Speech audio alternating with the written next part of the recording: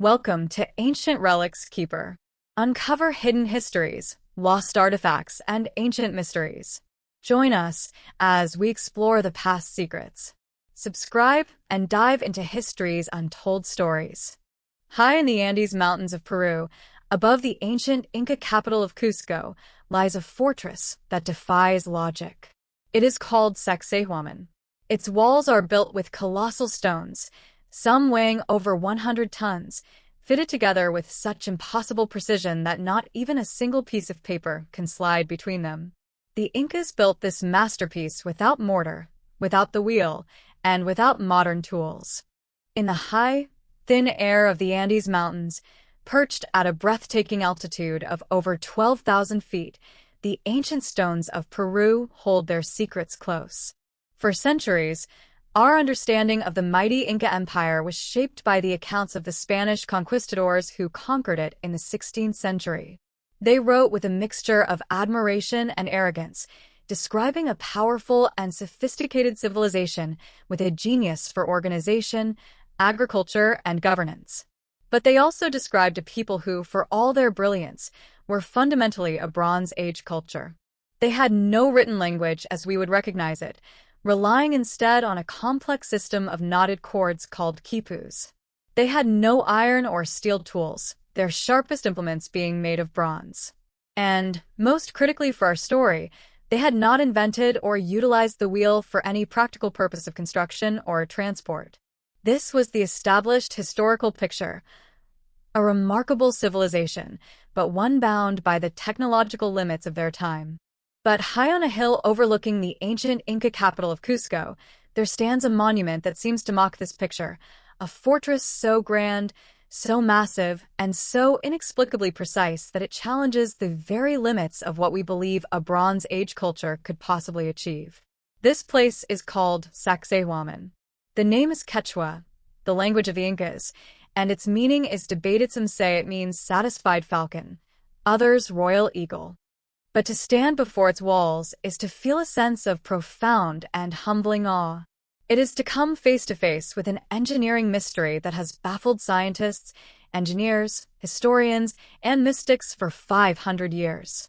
To begin our investigation, before we can even begin to ask how it was built, we must first simply bear witness to the impossible stonework itself. We must appreciate the superhuman scale of the puzzle laid out before us, a puzzle carved from stone and time. The first thing that strikes any visitor to Sacsayhuamán, the thing that dominates every photograph and every memory of the site, is the sheer, mind-boggling scale of the stones themselves. This is not a wall made of bricks or manageable blocks that could be lifted by a few men. This is a fortress built by giants, for giants. The main structure is composed of three massive, tiered terrace walls that run in a dramatic zigzag pattern for nearly a third of a mile across a vast, open plaza. These are not simple, straight defensive walls. They are colossal fortifications, designed with a sophisticated, sawtooth layout to expose any attacking force to a deadly crossfire of arrows and slingstones. And they're constructed from some of the largest and heaviest building blocks ever used in any structure in the ancient Americas, and indeed, in most of the world. We are not talking about stones the size of a person or a small car.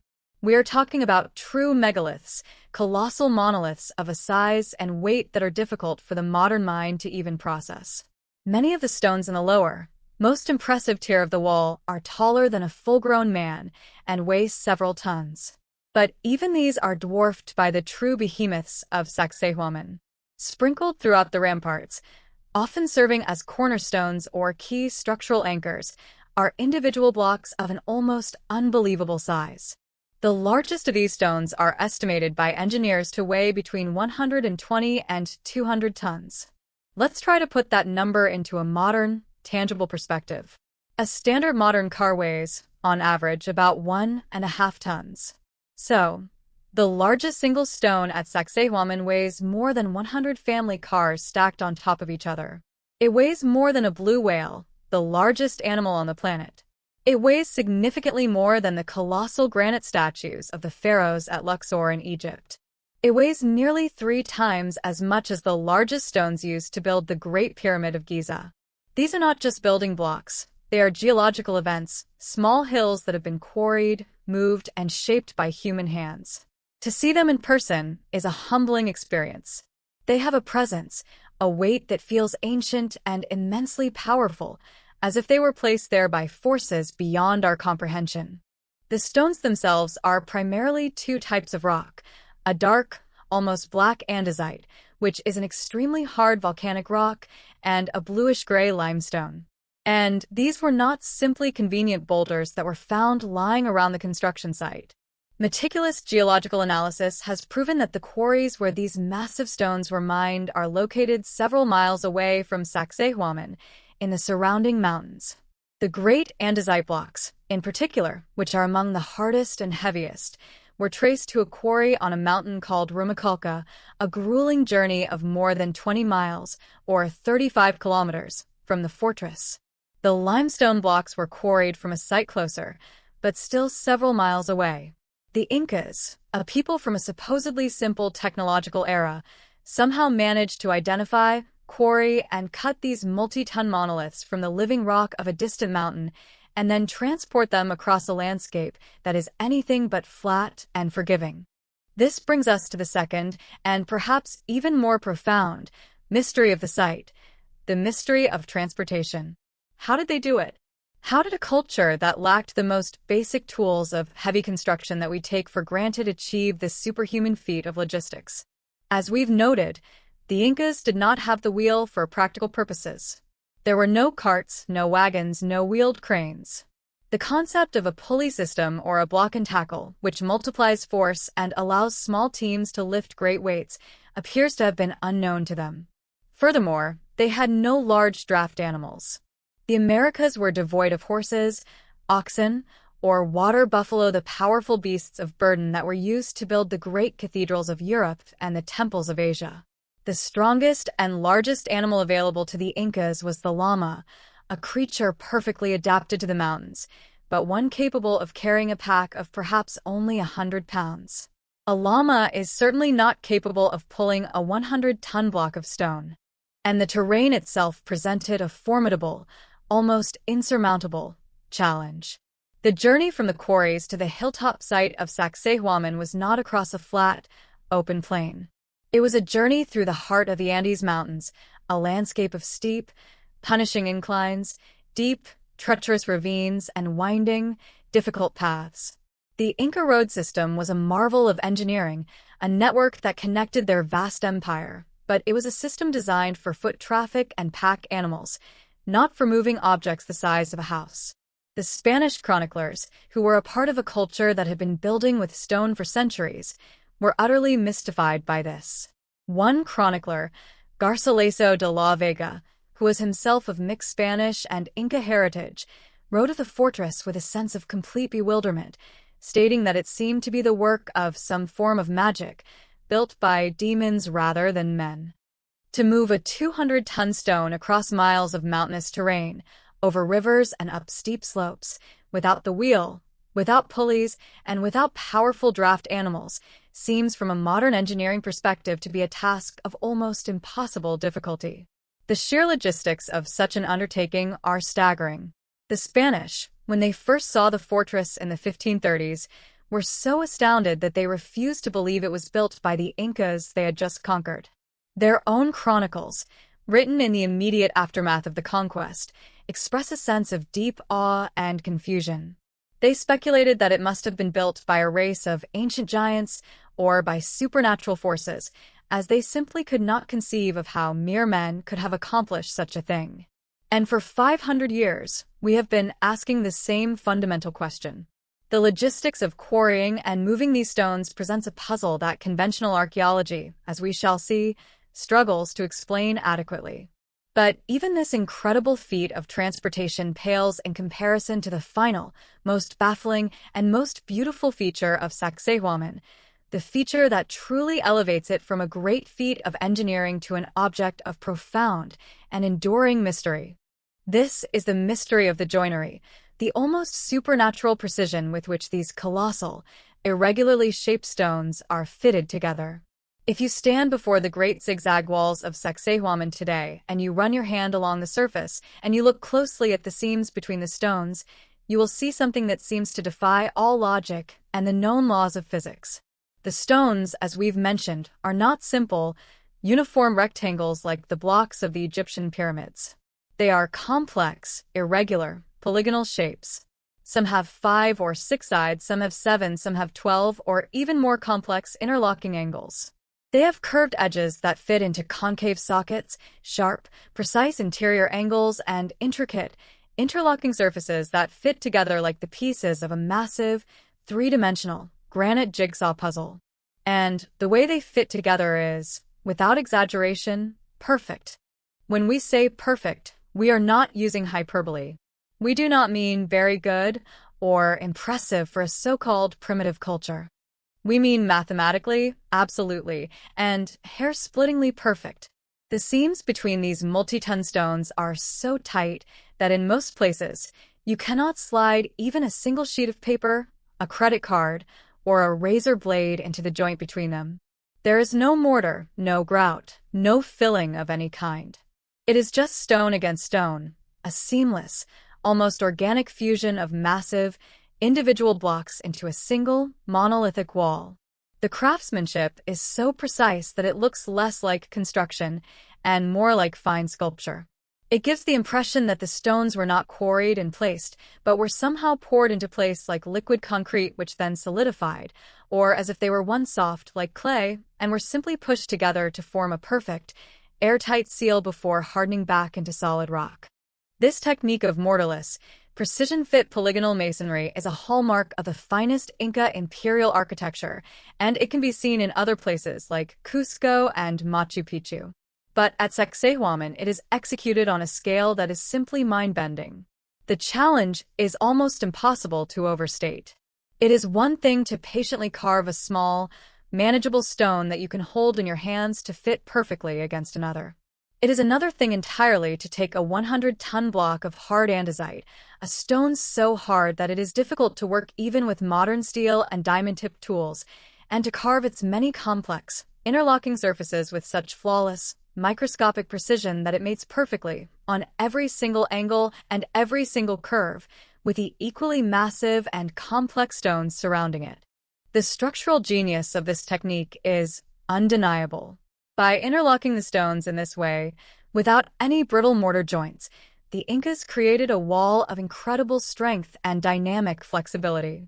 The lack of mortar allowed the stones to shift, grind, and resettle during the frequent and often powerful earthquakes that plague the Andean region. Instead of cracking and collapsing like a rigid, mortared wall would, the stones of Sacsayhuamán would dance during a tremor, their interlocking shapes holding them together, and then settle back into their original, perfect positions once the shaking had stopped. It is arguably the most earthquake-resistant masonry design ever invented by humankind, which is precisely why these magnificent walls are still standing, almost perfectly preserved, after more than 500 years of intense seismic activity that has leveled countless Spanish, colonial, and modern buildings in the nearby city of Cusco. But knowing that it works and admiring its genius does not tell us how it was done. The question that has haunted every engineer, every archaeologist, and every tourist who has ever stood before these walls is a simple and profound one. How? How did a Bronze Age culture, with only simple tools like stone hammers and bronze chisels, and the power of human muscle, achieve this level of almost supernatural precision on such a monumental and unforgiving scale? The traditional archaeological explanations, which we will explore in detail, involving patient pounding and a process of trial and error, seem to fall short when confronted with the sheer, overwhelming reality of the stonework. The level of precision seems to suggest a technology that is completely incongruous with, and far superior to, the rest of the known Inca toolkit. It is this profound and jarring discrepancy, the yawning chasm between the primitive tools of the builders and the superhuman quality of the result, that forms the core of the Sacsayhuamán enigma. It is a mystery that is carved in stone, a silent challenge to our comfortable and linear assumptions about the past. It forces us to confront the possibility that we are missing a fundamental piece of the puzzle. Were the Incas simply masters of a level of patient, meticulous, and obsessive craftsmanship that our modern, machine-driven world can no longer even comprehend? Or did they possess a different kind of knowledge, a lost art, or a forgotten technology that allowed them to cut, move, and fit these stones with such impossible ease and flawless perfection?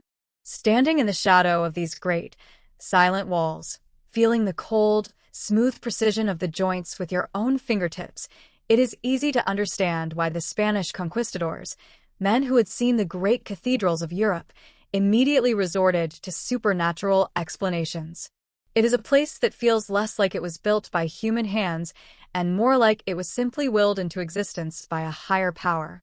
This is the impossible stonework of Sacsayhuamán, a feat of ancient engineering so advanced, so massive, and so jaw-droppingly precise that it continues to defy our explanations and mock our modern sense of technological superiority. It is the greatest and most beautiful stone puzzle of the ancient Americas, and its secrets are still waiting to be unlocked. To stand before the colossal, zigzagging walls of Sacsayhuamán is to be confronted with a profound and deeply humbling mystery. The sheer scale of the megaliths, the impossible precision of their fit, and the complexity of their interlocking, polygonal shapes seem to cry out for an extraordinary explanation. It is a place that feels almost supernatural, a monument that seems to defy the known technological limits of its builders, the great Inca Empire. It is all too easy, when faced with such an awe-inspiring marvel, to leap to sensational conclusions to imagine lost, high-tech secrets, magical powers, or even the intervention of otherworldly beings. But before we venture into those speculative and exciting realms, it is our duty as investigators to first explore the orthodox, mainstream explanation.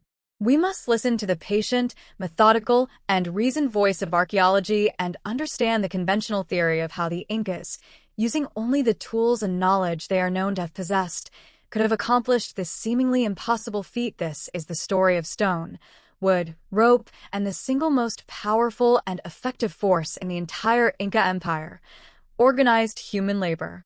The conventional explanation, championed by most mainstream archaeologists and historians, argues that the construction of the magnificent fortress of Sacsayhuamán was not the result of a lost, magical, or alien technology, but was instead a triumph of low-tech ingenuity, almost unbelievable patience, and a staggering amount of coordinated human effort. It is a theory that replaces the magic bullet of a forgotten secret with the slow, grinding, and persistent power of meticulous craftsmanship and the brute force of tens of thousands of organized laborers working in concert. Let's break down this conventional theory, step by step, following the journey of a single great stone from the mountain quarry to its final, perfectly fitted place in the Great Wall. Our journey begins, as the Incas did, high up in the mountain quarries located miles away from the construction site. The first great challenge, as we've noted, was not moving the stones, but simply freeing them from the living rock of the mountain itself.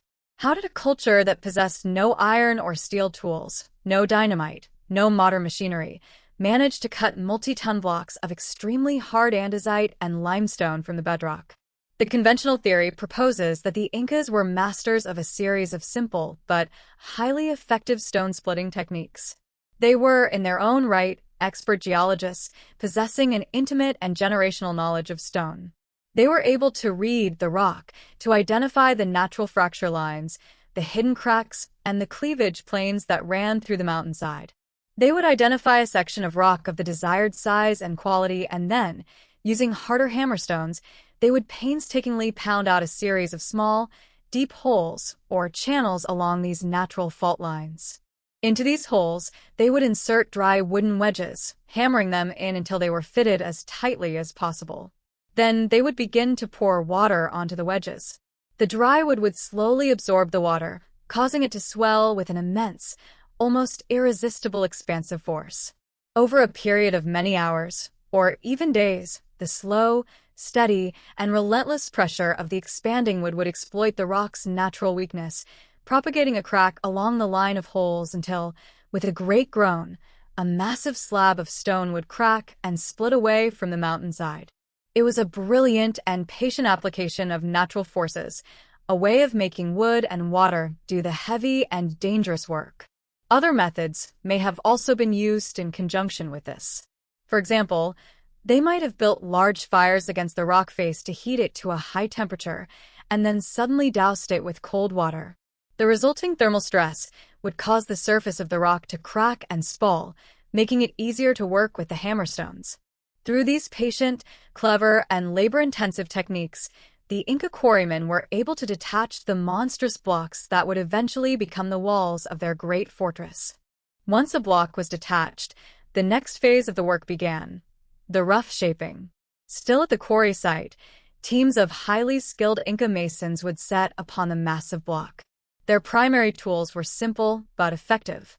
They used heavy hammerstones, often rounded river cobbles made of extremely hard materials like hematite or quartzite, which they would have had to bring from other regions.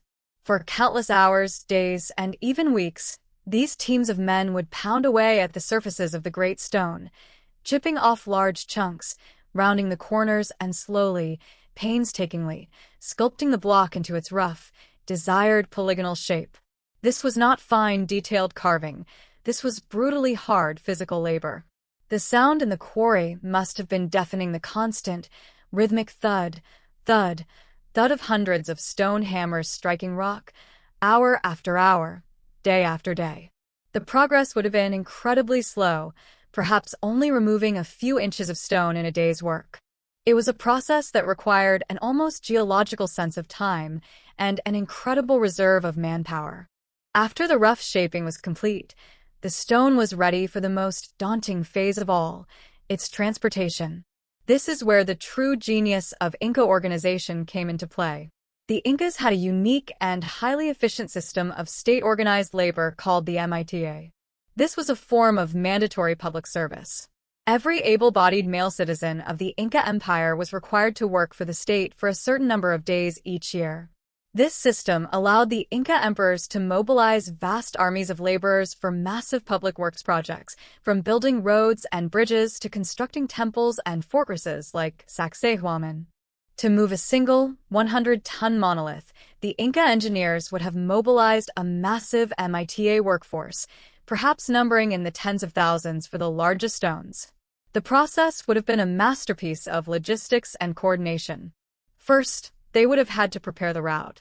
This was not a simple matter of dragging the stone across the ground.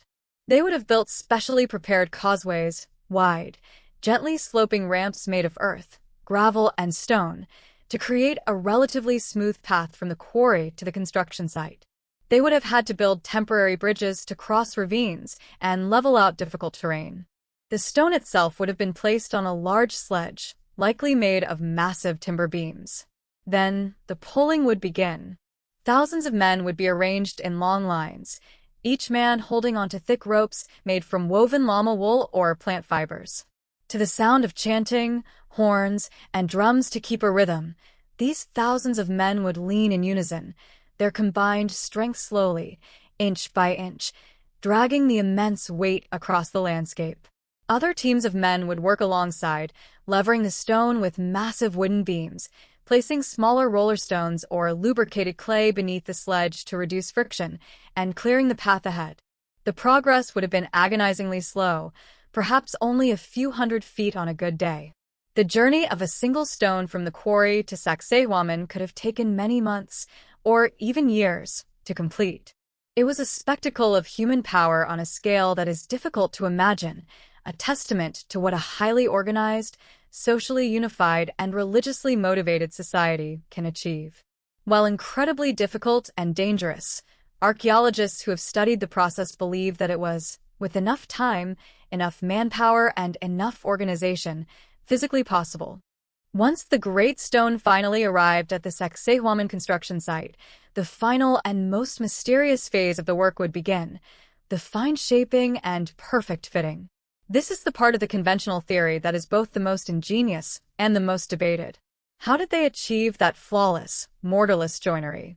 Archaeologists believe the Incas used a painstaking and almost unbelievably laborious technique of scribing and pounding, a meticulous process of trial and error. Here is how it is thought to have worked. The masons would first have a foundation stone already in place. The new, massive stone would then be maneuvered into position directly above the lower one. This itself was a monumental task, likely requiring the construction of massive earthen ramps to raise the stone to the correct height. Once the stone was suspended or supported just above its final resting place, the real work began. The masons would somehow lower the massive stone onto the one below it. The immense weight of the upper stone would grind against the lower one. They would then lift the massive stone again. The areas on the bottom of the upper stone that had been ground down or marked with dust from the lower stone would show the high spots, the points of contact that needed to be removed. Another, more sophisticated version of this technique involves scribing. The upper stone would be lowered close to the lower stone. The masons would then take a scribe, perhaps a simple stick, and use it to trace the complex, irregular contour of the lower stone onto the face of the upper stone. They would then raise the massive stone again, and, using their smaller, more precise hammerstones, they would patiently pound and grind away at the stone, right up to the scribed line. Then, they would have to repeat the entire process. They would maneuver the multi-ton block back into position, lower it again, check the fit, mark the new high spots, and then lift it away again to remove another fraction of an inch of stone. This process would have been repeated not just once or twice, but potentially dozens of times for a single stone.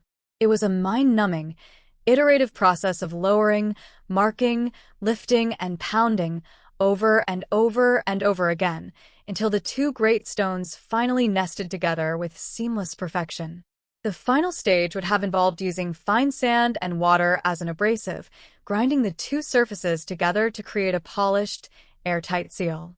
It is a theory that relies on a level of patience and a disregard for time that is almost alien to our modern sensibilities. It suggests that the secret to Sacsayhuamán was not a lost technology, but a lost mindset, a cultural ability to dedicate generations of labor to achieving a state of absolute, religious perfection. This scribe and pound theory is, for many archaeologists, the most plausible and scientifically grounded explanation for how the Inca created their masterpieces. It requires no magic, no aliens, no lost technologies. It relies only on the known tools of the Inca stone, wood, and rope, and their well-documented ability to organize massive amounts of human labor. There is even some supporting evidence for this theory.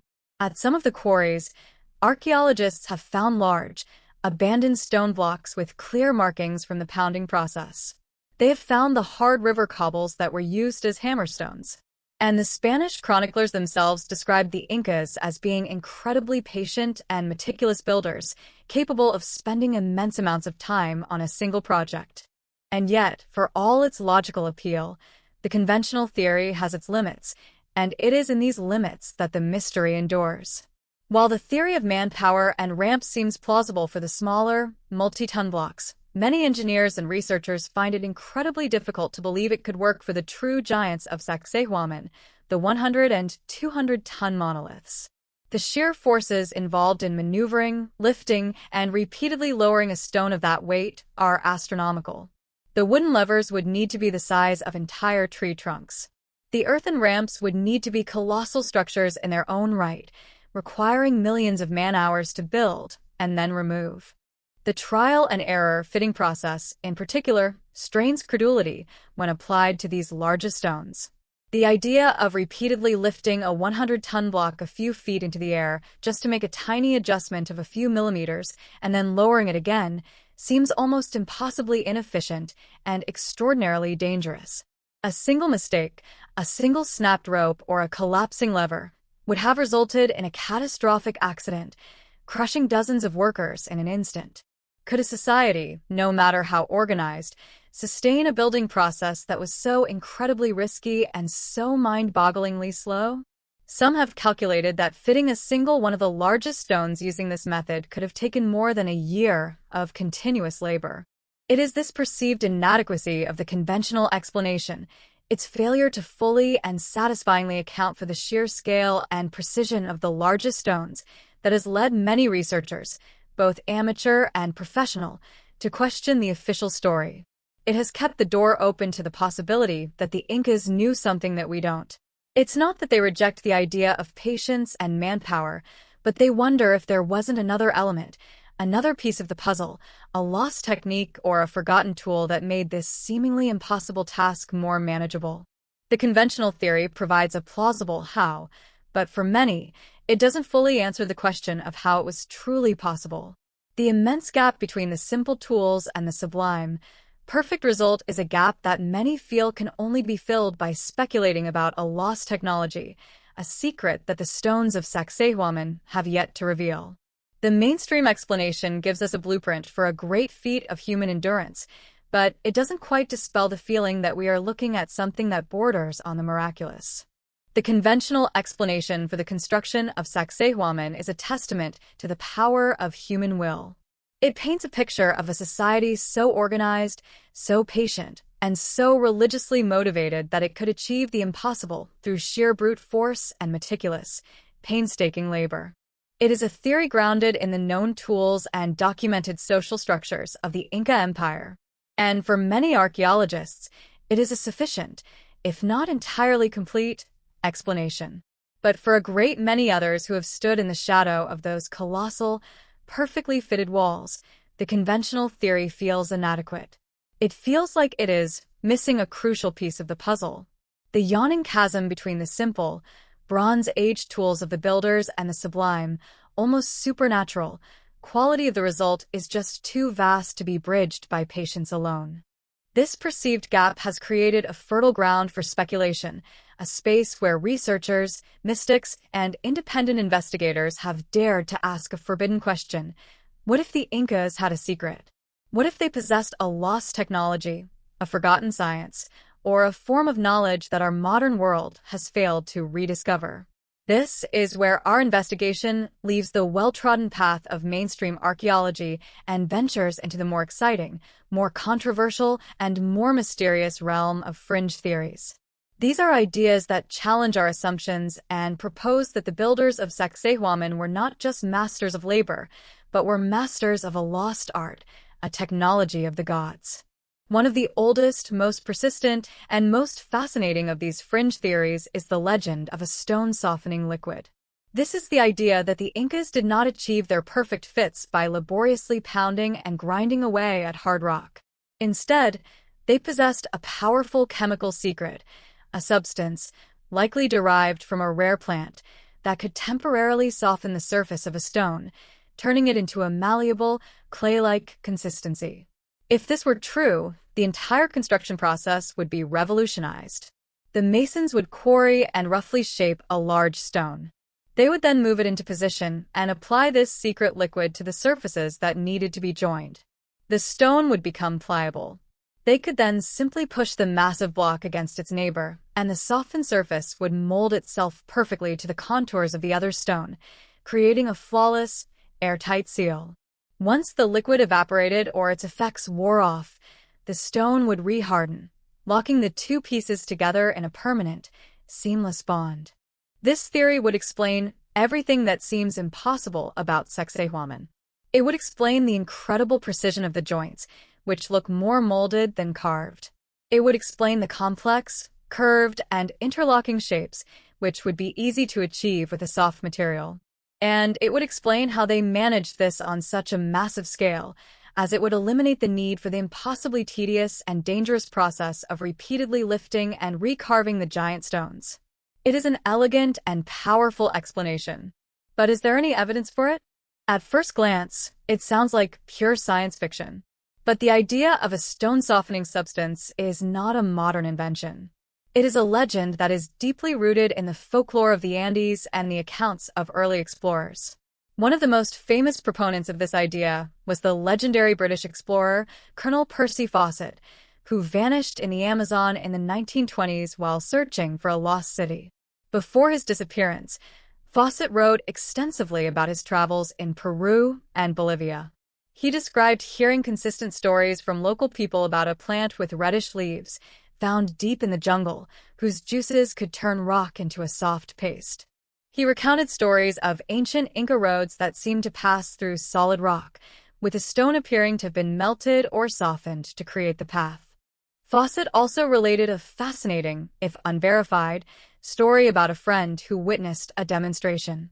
According to the tale, this friend saw a local man use the juice from a plant to soften a stone pebble to the consistency of wet cement, which he then molded with his hands. Fawcett himself searched for this mysterious plant, but never succeeded in finding it. The stories are not limited to Fawcett. There are also persistent local legends about a small, bird-like creature in the Andes, perhaps similar to a kingfisher, which is said to make its nest by finding a suitable rock face and then rubbing it with a specific type of leaf until the rock dissolves, allowing the bird to peck out a perfectly formed hole. These stories, whether they are folk tales or based on a real, now-lost botanical secret, have kept the stone-softening theory alive for over a century.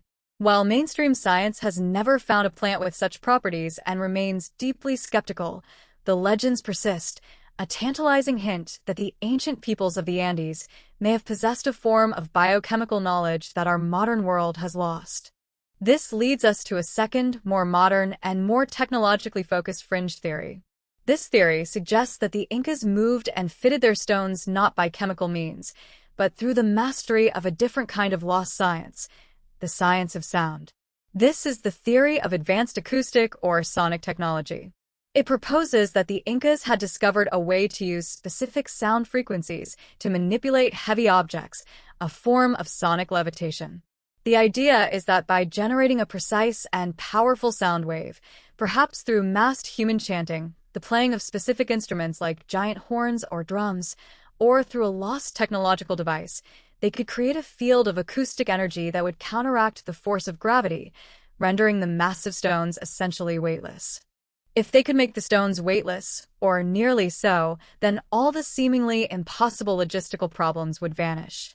A 200-ton block could be floated out of the quarry, guided across the landscape, and gently lowered into place with minimal effort.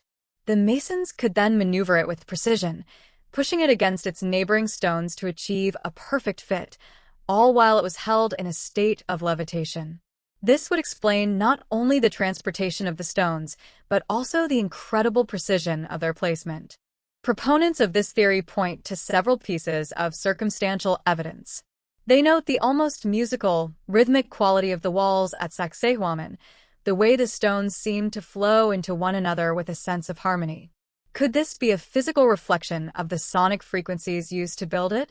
They also point to legends from other cultures, such as the stories of the walls of Jericho falling to the sound of trumpets, as evidence that ancient peoples understood the powerful physical effects of sound. Some researchers have even attempted to find resonant frequencies in the stones themselves, suggesting that each stone was tuned to respond to a specific acoustic vibration. The theory of sonic levitation is, of course, highly speculative and far outside the realm of mainstream physics, as we currently understand it. There is no known scientific principle that would allow for the levitation of such massive objects using sound alone. However, proponents argue that this is simply a limit of our current understanding. They suggest the Incas may have tapped into a form of physics, perhaps related to focused resonance or the vibrational properties of matter, that our own science has not yet discovered or has dismissed.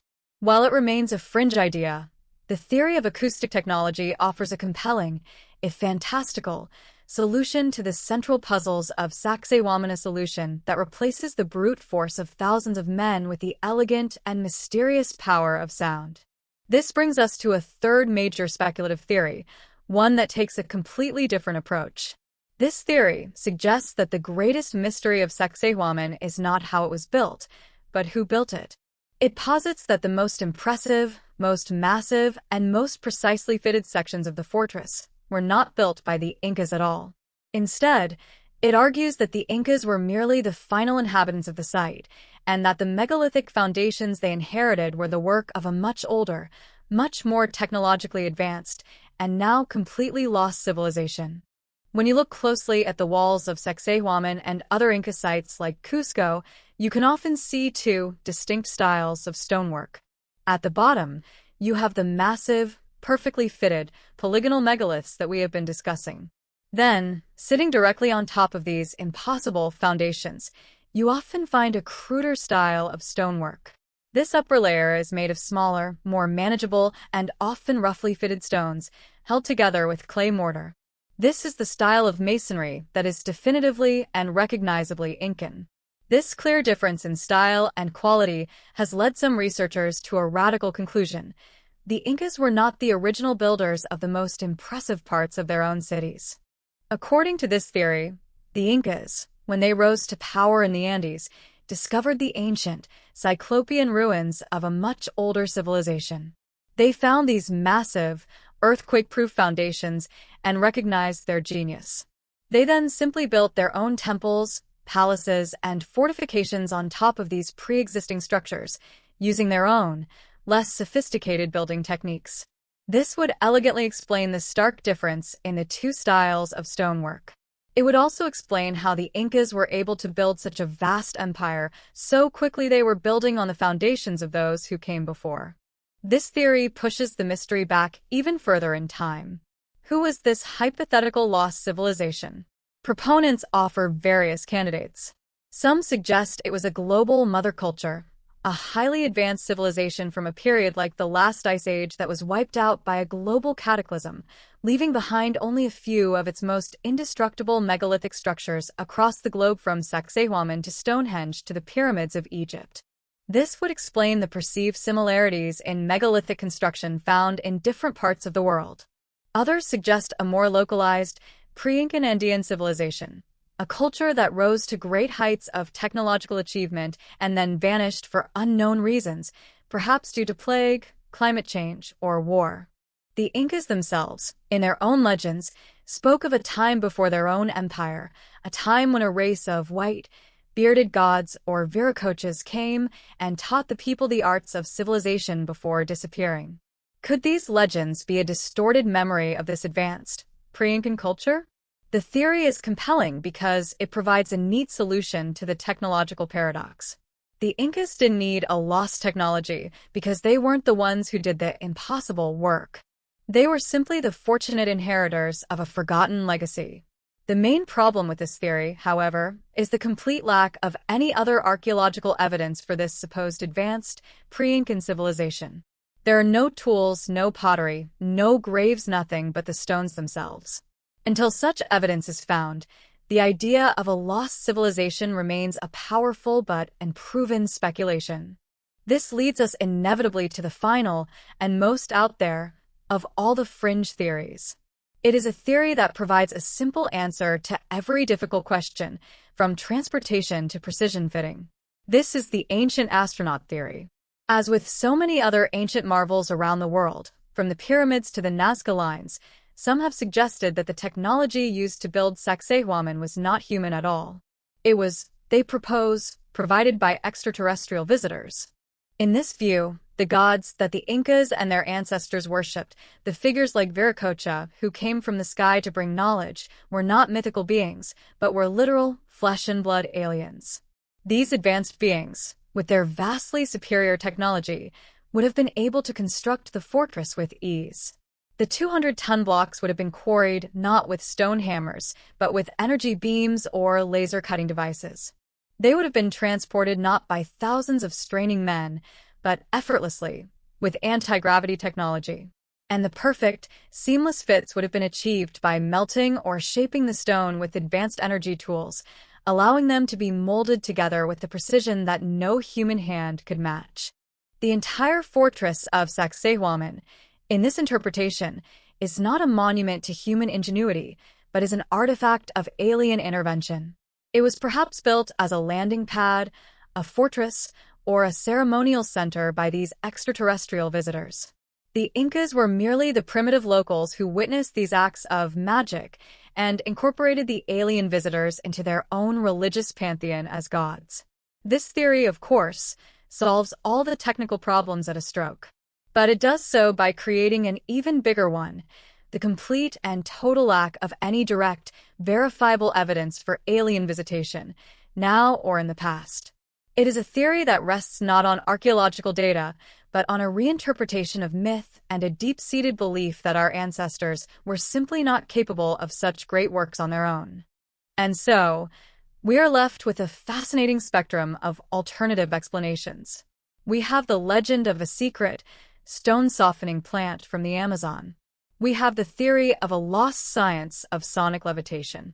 We have the compelling idea of a forgotten, pre-Incan civilization. And we have the ultimate fringe theory of extraterrestrial engineers. What all of these theories share is a common starting point, a deep and profound sense of awe, and a fundamental refusal to accept that the conventional explanation of men with ropes and stones is sufficient to explain the miracle of Sacsayhuamán.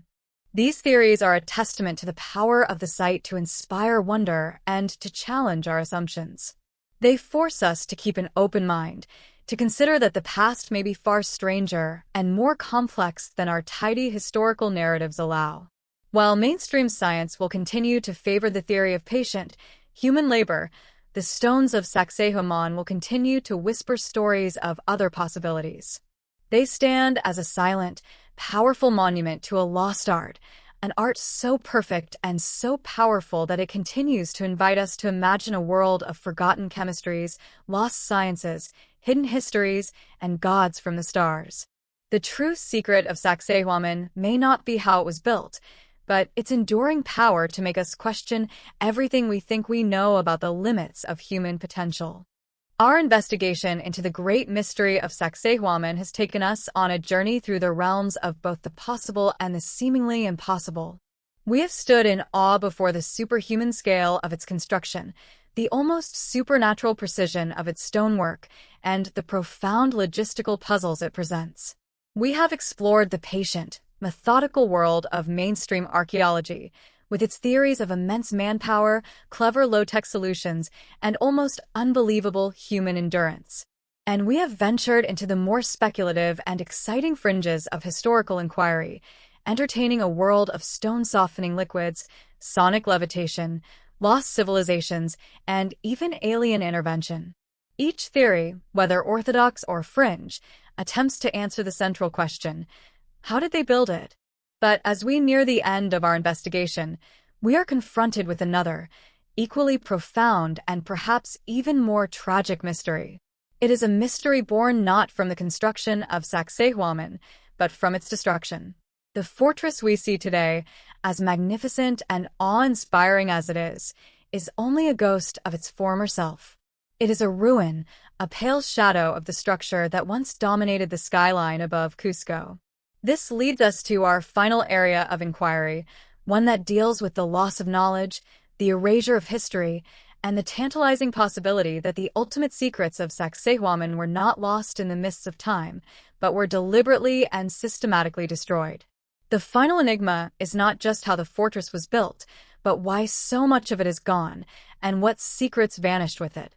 To understand what was lost, we must first try to picture Sacsayhuamán as it was in its prime, at the height of the Inca Empire in the early 16th century.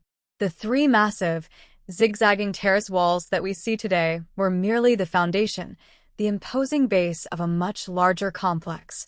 According to the earliest Spanish chroniclers who saw the fortress before its destruction, and supported by modern archaeological surveys, three magnificent towers once stood atop the highest terrace. These were not simple watchtowers. They were grand structures, marvels of Inca engineering in their own right. The most prominent of these was a great central tower called the Muicmarca. It was said to be a massive, circular structure, several stories high, adorned with precious metals. It was a royal redoubt, a final place of refuge for the Inca emperor himself, containing lavish apartments, a throne room, and, according to legend, its own internal water supply fed by a network of secret underground channels. Flanking the Muicmarca were two other towers, the Sacsayhuamán and the Pacarca. These were square or rectangular towers, also several stories high, that housed the elite soldiers of the imperial garrison, along with vast storerooms filled with weapons, armor, textiles, and food enough to withstand a prolonged siege. The chroniclers wrote of a complex network of underground tunnels connecting the three towers and leading to other parts of the fortress, and perhaps even down into the city of Cusco itself. The entire complex was a fusion of military might and religious significance, a place the Incas themselves referred to as the House of the Sun. The structure we see today is just the skeleton, the Spanish saw the living, breathing creature. So what happened to this magnificent complex? Why are the great towers gone, leaving only their foundations behind? The answer is a story of conquest, greed, and cultural vandalism. In 1536, a few years after the initial Spanish conquest, the Incas staged a massive rebellion led by a young emperor named Manco Inca. They briefly retook Cusco, and the fortress of Sacsayhuamán became the central stronghold of the Inca army. A desperate and bloody battle for the fortress ensued. The Spanish, with their steel swords, armor, and cavalry, eventually stormed the Great Walls and retook the complex. The battle for the Muicmarca Tower was said to be particularly fierce, ending only when the last Inca commander, a man of heroic stature, threw himself from the top of the tower rather than surrender. After this rebellion was crushed, the Spanish viewed Sacsayhuamán not as a wonder of the world to be preserved, but as a dangerous symbol of Inca power and a potential fortress for future uprisings. And so, they began to systematically dismantle it. But their primary motive was not just military security, it was greed. They saw the fortress as a convenient, pre-cut quarry. For the next 2 centuries, the Spanish colonial administration ordered the stones of Sacsayhuamán to be pulled down and used to build their own new city. The great towers were the first to go. They're beautifully cut, smaller stones were relatively easy to transport down the hill into Cusco. If you walk through the historic center of Cusco today, you are walking through the ghost of Sacsayhuamán. The stones of the great Inca fortress were used to build the foundations of the Spanish cathedral, the walls of the great colonial churches, and the mansions of the conquistadors. It was a deliberate act of architectural and cultural superimposition, an attempt to build a new Spanish world directly on top of the ruins of the old Inca one. But they did not take all the stones. They took the smaller, more manageable ones from the upper structures. The truly colossal megaliths of the lower terrace walls, the 100 and 200-ton behemoths, were simply too large, too heavy for even the Spanish, with their knowledge of European engineering, to move. And so, they were left behind. The great lower walls of Sacsayhuamán survived not because they were respected, but because they were simply too big to be destroyed. This act of historical vandalism is a tragedy, but it also presents us with a fascinating and crucial mystery. In the process of dismantling the fortress, did the Spanish uncover any of the secrets of its construction? And if they did, what did they do with that knowledge? This brings us to the tantalizing question of lost Inca knowledge. The Incas, as we know, had no system of writing like our own.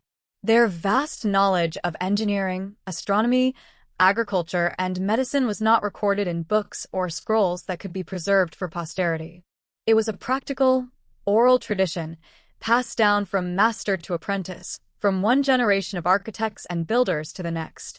This form of knowledge is incredibly powerful, but it is also incredibly fragile. When the Spanish conquered the Inca Empire, they did more than just topple a government. They shattered a society. The Inca emperor and the high nobility, who were the primary patrons and keepers of this specialized knowledge, were executed. The Amautas, the master teachers and wise men of the empire, were scattered or killed.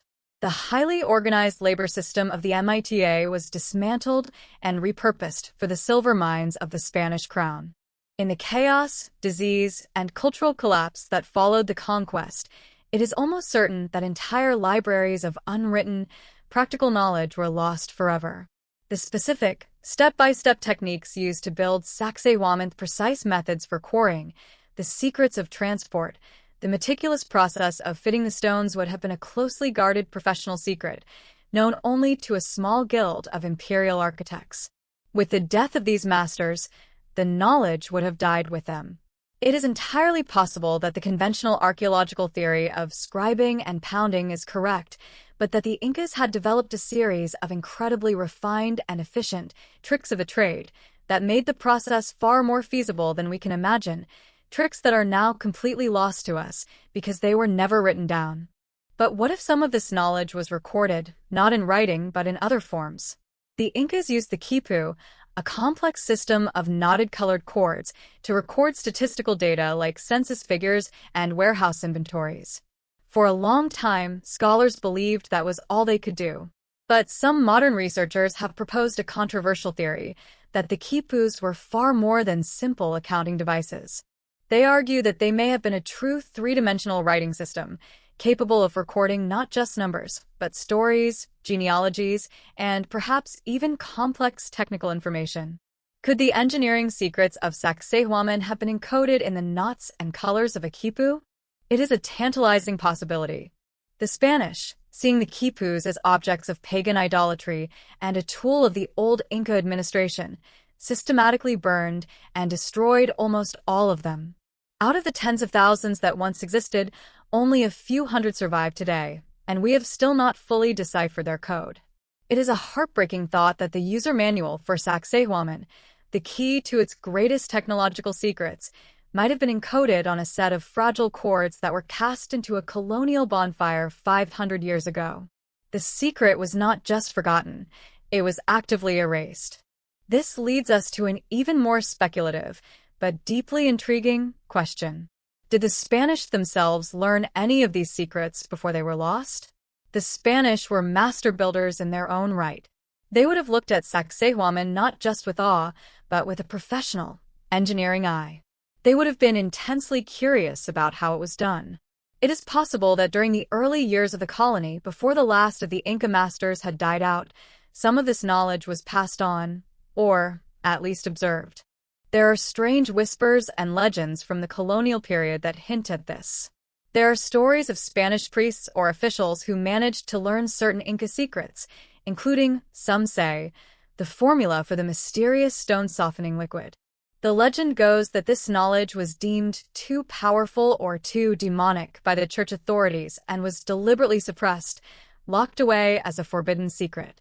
This idea dovetails perfectly with the persistent conspiracies about the Vatican and other religious orders hiding forbidden knowledge from the world.